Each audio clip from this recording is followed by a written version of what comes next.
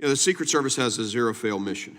July 13th was the closest that a would-be assassin has come to killing a current or former president since 1981.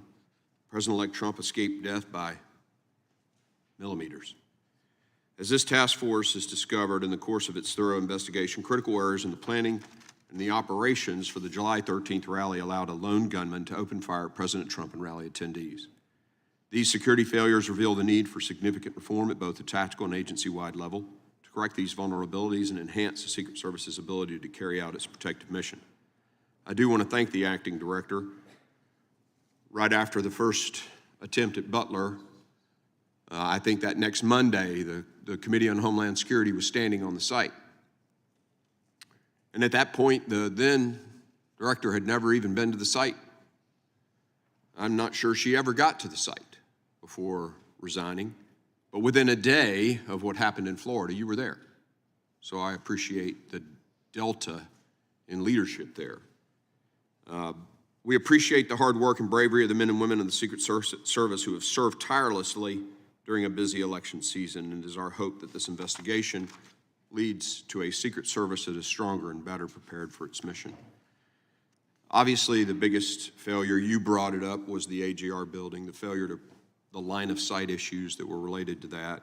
What's specific to that failure, the miss of that risk?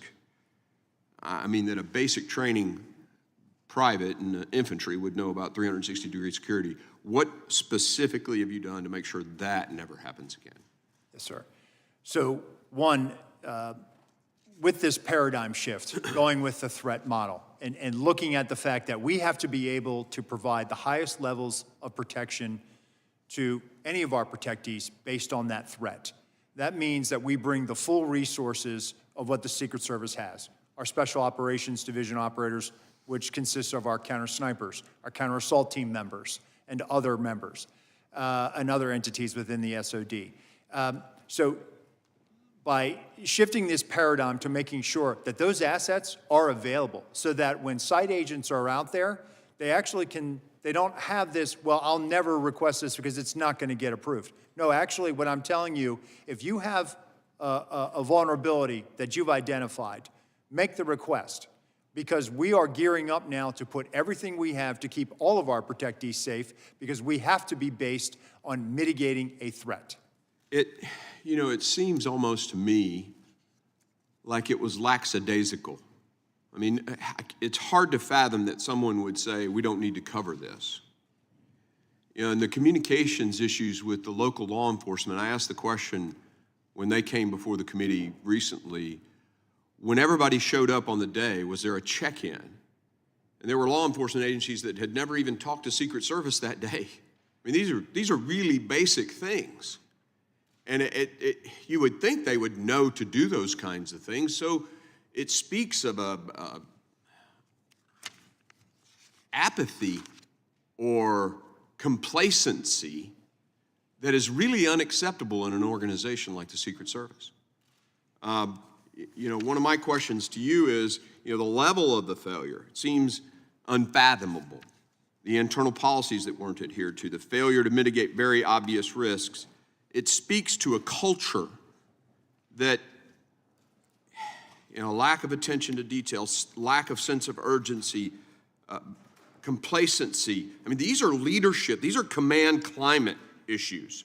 What is the command climate of the Secret Service? That's the thing that concerns me the most. When I reported to the 160th Special Operations Aviation Regiment commander to be their doctor, right? At that point in my life, I was 38 years old. I had graduated from West Point Ranger School, commanded in the 82nd Airborne Division, an infantry company. I had a master's in systems information. I had a medical degree, top of my med school class, and I wondered if I was good enough to be on that team. That's what I'm talking about. Elite culture where everybody comes to work every friggin' day saying, I will do everything I can to make sure I don't fail. And I'll tell you, going to war, I didn't give a shit if I died. What I didn't want to do was fail. But your guys showed up that day and didn't give a shit. There was apathy and complacency, period. And that's your mission now. I appreciate all the systems and the technology that everybody else has asked about.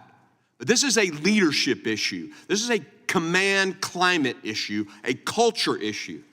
Can you make a few comments about what you're doing to fix the command climate at the Secret Service? Yes, sir. So we are reorganizing and reimagining this organization. That includes making sure that we are developing a leadership development program so that we are touching people at the GS-13 level, which is right before, the equivalent of like a captain, touching them before they get promotion to 14. And we are going to do that. And I just met with the Naval Postgraduate School yesterday. I graduated from the Executive Leaders Program at Monterey. I think it's a worthy program. We need to hit people and identify leaders earlier on, besides just saying, well, they've been here for 18 years, let's make them a GS-15. Good. That's what we have to get to. Good. I yield.